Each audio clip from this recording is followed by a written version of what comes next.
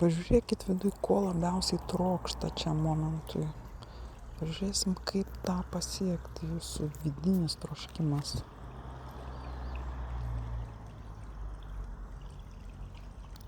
Norai, kurie iš proto kabinatės į pinigus, į sunkumą, labai trukdo judėti link jūsų svajonės. Pinigai ir taip ateina, reikia rūpintis,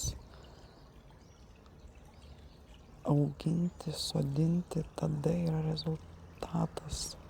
Ir rezultatas tikrai bus monetų, daug monetų. Bet tai nebus todėl, kad norite pinigų, tai bus kaip pasekmė išmintingumo ir suvokimo,